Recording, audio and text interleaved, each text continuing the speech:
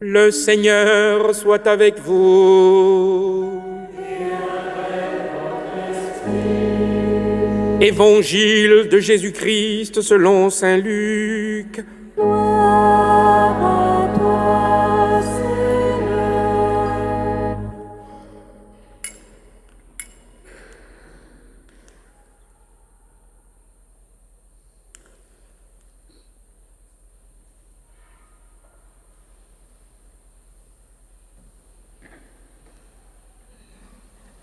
Un jour, des gens rapportèrent à Jésus l'affaire des Galiléens que Pilate avait fait massacrer, mêlant leur sang à celui des sacrifices qu'ils offraient. Jésus leur répondit: « Pensez-vous que ces Galiléens étaient de plus grands pécheurs que tous les autres Galiléens pour avoir subi un tel sort? Eh bien, je vous le dis, pas du tout. Mais si vous ne vous convertissez pas, vous périrez tous de même. » Et ces 18 personnes tuées par la chute de la tour de Siloé, pensez-vous qu'elles étaient plus coupables que tous les autres habitants de Jérusalem?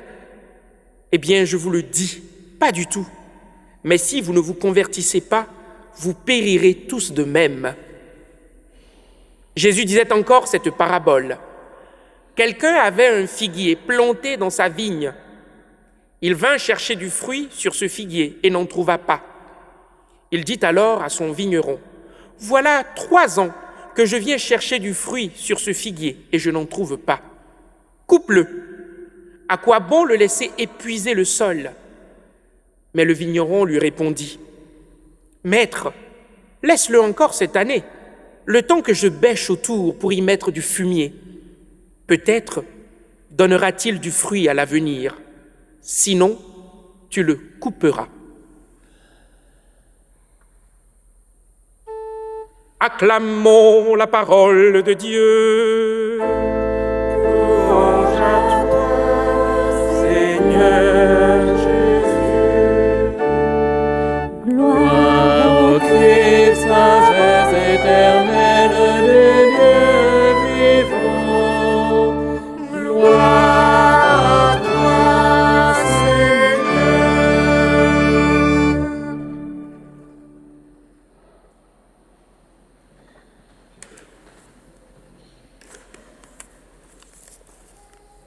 Bien-aimés du Seigneur,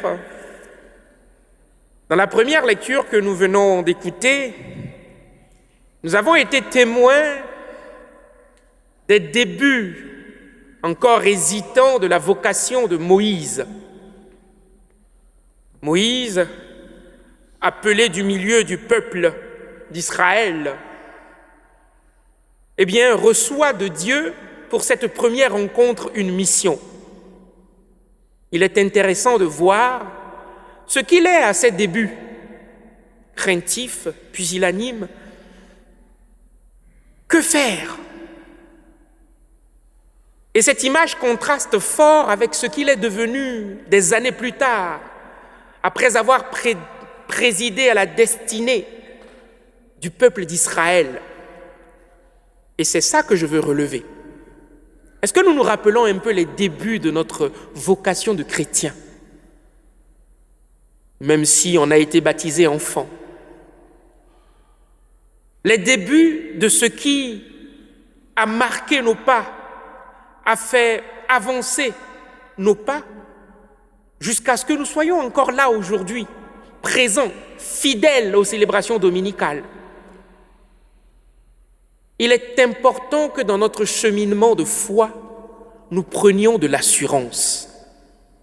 Et Moïse a gagné en assurance. Aujourd'hui, on lui demande tout simplement d'être un porte-parole, porte-voix de Dieu. Devant Israël, devant le roi d'Égypte, devant Pharaon.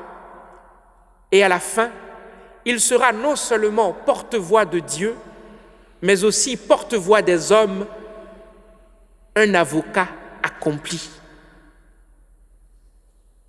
La première exhortation que je vous fais ce matin, c'est de prendre de l'assurance dans votre foi, de grandir dans votre foi et de revendiquer cela. Ne soyons pas toujours des chrétiens hésitants, craintifs, qui n'osent pas. Non. Grandissons, prenons de l'assurance et avançons. Je tombe tout de suite dans l'Évangile. L'Évangile que, vous aurez compris, rassemble assez d'évidence. On voit Jésus donner 2 discours. Alors, il y a le contenu du discours qu'il tient face à ceux qui l'interrogent, et une partie parabole. Avançons. On lui présente l'affaire des Galiléens qui auraient été massacrés alors qu'ils faisaient des offrandes, des sacrifices. Ils auraient été massacrés ou fait massacrer par Pilate. Alors ses détracteurs viennent le voir et lui demandent « Alors, à ton avis, Pilate est un gros méchant, un grand méchant ?» Comme nous aujourd'hui, on se pose la question. C'est une question politique qu'on lui pose. Poutine serait un grand méchant qu'il faut écarter, écraser? Ou bien ce sont ces Galiléens-là qui méritent la mort? Question politique, flanquée à Jésus. Alors lui, il a toujours de la répartie, il sait répondre. Il prend le parti qui l'intéresse. Il laisse de côté, il ne veut pas jouer au géopoliticien. Non, c'est pas son truc. Il ne veut pas dire si Pilate est méchant, mauvais, c'est pas son truc. Il répond en disant en fait, en posant plutôt une question. Ceux qui sont tués, ceux qui sont morts, pensez-vous qu'ils soient plus pécheurs que vous qui êtes vivants? Non. Parce que eux, ils pensaient justement, ceux qui lui posent la question pensaient que ceux qui sont morts, sont plus pécheurs. Et c'est ce qui nous arrive de faire et de penser nous aussi. Nous pensons que ceux à qui il arrive des malheurs, surtout quand nous ne les aimons pas, sont plus pécheurs, plus mauvais que nous. Jésus leur dit non. Et ce faisant, Jésus refuse, comme d'ailleurs l'Évangile, les textes, comme Dieu lui-même, de faire un procès au mal qui peut nous arriver. C'est-à-dire, non, pas de faire un procès, de justifier ou non le mal, de répondre à la question « Pourquoi le mal ?» Pourquoi ça m'arrive? Le Seigneur a toujours été hésitant à répondre à cette question. Alors, la science, la médecine, la science médico-légale parfois essaie de donner des réponses, mais souvent c'est des descriptions de la mort. Il est mort parce qu'il a eu je sais pas moi, il a eu le crâne enfoncé, il a eu tel, enfin, on décrit en fait ce qui a produit la mort. Mais on ne donne pas intrinsèquement la cause, intrinsèque même de la mort, pas les causes descriptives, non. La cause même de la mort. Non, qui le sait? Et Dieu ne s'est jamais aventuré à donner aussi ça. Jésus non plus. Parce que ce qui inquiète Jésus, ce qui le préoccupe, c'est la manière, c'est-à-dire le fond, la manière dont nous mourrons. Est-ce que nous mourrons convertis ou non convertis? C'est ça la réelle question. Et c'est pour ça que tout de suite, il met une urgence à la conversion. La conversion devient une urgence qui permet d'éviter une fin tragique. La fin, nous la connaîtrons tous. On ne sait pas comment. Il y en a qui mourront bien, c'est-à-dire, ça c'est selon les vues des hommes, dans leur sommeil, entourés de leur famille, souriant même, dans la paix. Il y en a qui mourront brutalement. Mais voyez-vous, cela ne justifie en rien si nous sommes bien morts ou mal morts. J'ai vu des hommes saints, de saints hommes, mourir dans un accident, brutalement, avoir un choc. Il ne faut pas confondre la bonne mort avec une bonne fin de vie. On peut avoir une très belle fin de vie, entouré des siens, dormant dans son lit, souriant, écoutant, une belle psalmodie, une belle fin de mort, sans avoir une bonne mort. C'est-à-dire qu'après, on peut être confronté au jugement dur d'après. Alors, il ne faut pas confondre les choses. C'est important. Alors, ce que Jésus nous interpelle à voir ici, c'est plutôt notre manière de mourir. Je veux dire, notre état avant de mourir. Sommes-nous convertis ou pas? Voilà pourquoi il dit, si vous ne vous convertissez pas, vous mourrez tous de la même manière. Avançons. Bien-aimés du Seigneur, nous avons une lecture de la conversion, nous chrétiens, et une lecture très juste. Se convertir, c'est changer de vie, faire du bien. Les coachs d'aujourd'hui vous diront avoir une meilleure version de soi-même. Il y a déjà dedans une notion de faire, agir, transformer, et peut-être même de produire. En gros, me convertir, bien-aimé, eh bien c'est redonner sens à ma vie. C'est produire de bons fruits. C'est faire des choses, ou faire quelque chose, en tout cas, d'extraordinaire, m'engager.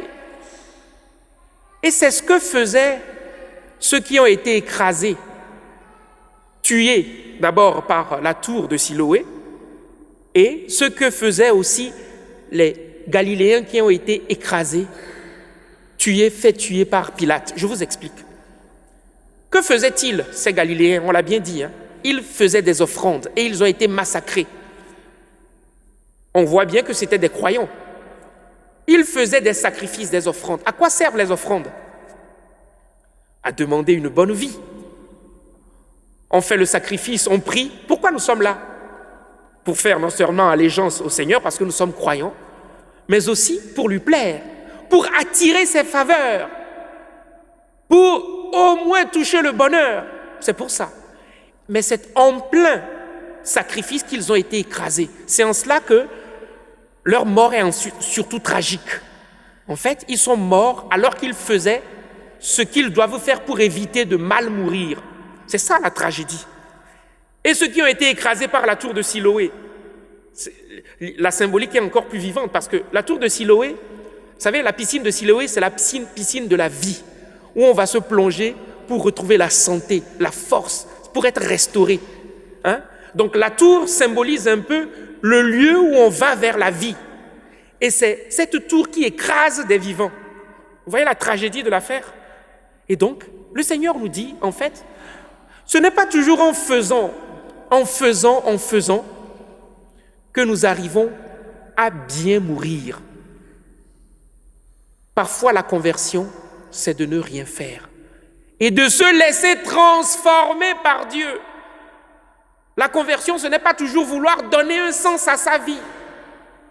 Comme l'on fait, ils donnent un sens à leur vie, ils font des sacrifices, ils veulent. Non. La conversion, parfois, c'est laisser le Seigneur prendre le contrôle de nos vies. Et c'est ça qui est le plus difficile, bien-aimé du Seigneur. J'ai un ami prêtre qui disait que le saint, c'est celui qui a eu la chance d'entendre le jugement avant la fin de sa vie. Et donc, il a été jugé, il n'a plus rien à faire, c'est Dieu qui s'occupe du reste. La conversion, bien-aimé, eh bien, devient un lâcher-prise. Dieu occupe-t-en. Moi, je fais ce que j'ai à faire. La conversion, ce n'est pas toujours produire des fruits. Et c'est l'écueil dans lequel nous aussi nous tombons aujourd'hui, dans un monde où l'utilité, la productivité est la norme de la justification, la norme de, j'allais dire, du vivant. J'ai écouté une grand-mère, j'aime bien moi les petites histoires comme ça. Dernièrement, je discutais avec une grand-mère qui me dit « Ah, mon père, vous savez, quand je deviendrai trop faible, j'ai envie de mourir tranquillement, je ne veux pas déranger mes enfants. Je veux mourir, je ne veux pas leur poser de problèmes. Voilà, c'est... » Mais pose-leur des problèmes, tiens. Qu'est-ce que c'est que cette idée-là de croire qu'en fait, les gens qui ne sont plus utiles, qui ne produisent plus, ne valent plus rien? Ça, c'est l'idée du monde. Et vous verrez tout de suite dans la parabole du vigneron, enfin du figuier, que ce n'est pas parce qu'on ne produit pas du fruit qu'on doit être coupé, qu'on doit être mis à l'écart. L'enfant qui ne produit pas, nos sociétés nous justifient notre existence, notre qualité, notre, essence par le fait que nous produisons ou non. Mais rien à voir. Et nous tombons dedans. Mais quand est-ce que tes enfants te montreront leur amour, le sens du sacrifice, le dévouement?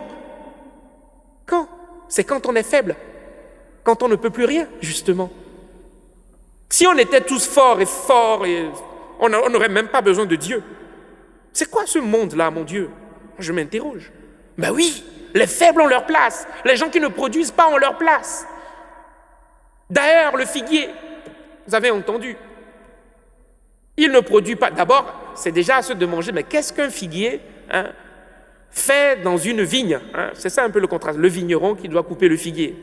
Bon, c'est normal que dans une vigne ou dans une plantation précise qu'il y ait d'autres arbres, mais qu'on apporte un soin particulier à cet arbre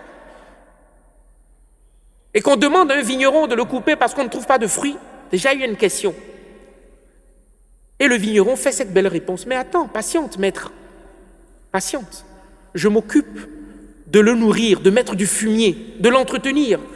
Et si dans encore une année, tu viens et que tu ne trouves pas de fruits, il ne dit même pas que je vais le couper, je vais le couper. Il dit, tu le couperas. Je vois dans l'image de ce vigneron celui du Christ lui-même. L'avocat. Je parlais tout de suite de Moïse, avocat. Le Christ avocat qui défend les siens, qui nous défend, qui défend ceux qui ne produisent pas. Et ça aussi, nous pouvons l'être. Heureux ceux qui ne produisent pas dans leur vie et qui trouvent des gens qui les accompagnent quand même. Heureux les inutiles de la vie, qui ont des gens qui les aident à porter du fruit. Heureux vous aussi, avocats, vignerons, qui entretenez les sarments, je veux dire, les têtes de vigne, les figuiers qui ne produisent pas de fruits. C'est aussi ça la conversion. Non seulement accepter que je ne produise pas de fruits, mais que je suis utile à Dieu parce que je suis aimé, mais aussi parce que j'entretiens celui qui semble aux yeux de la société inutile. Voilà. Voilà nos lieux de conversion, bien-aimés du Seigneur. C'est là que le Seigneur nous attend. Alors, saurons-nous jouer le rôle du vigneron, l'avocat défenseur? Saurons-nous aller au secours, porter un peu de fumier, un peu de vie à ceux qui en ont besoin, tout simplement pour être là, pas forcément pour produire du fruit? Parce que là encore, le vigneron dit qu'il ne coupera pas, il ne jugera pas, il ne tranchera pas, il laisse Dieu lui-même s'en occuper. Bien-aimés, récapitulons. Prenons de l'assurance dans notre foi, grandissons, croissons, maturons, et sentons-le, tout en restant humbles de ce que le fait de ne pas produire de fruits, de ne pas toujours avoir le contrôle, le sens de ma vie, des choses, d'aller comme je veux, eh bien, que cela ne me désespère pas, que le Seigneur ait tout contrôle. Sachons être aussi de bons avocats, de bons vignerons, qui laissons une chance à ceux qui ne produisent pas. Et si nous sommes nous-mêmes des sarments qui ne produisent pas de fruits, sachons faire tout simplement confiance. Et si malgré tout ça, nous ne trouvons personne pour nous accueillir, pour marcher, pour être nous-mêmes, pour voir autour de nous des gens bons, soyons nous-mêmes quelqu'un, un bon vigneron, un bon sarment et quelqu'un qui comprend tout simplement. Que cette Eucharistie nous aide à réaliser cette partie de notre conversion, tout simplement, la conversion du lâcher-prise. Amen.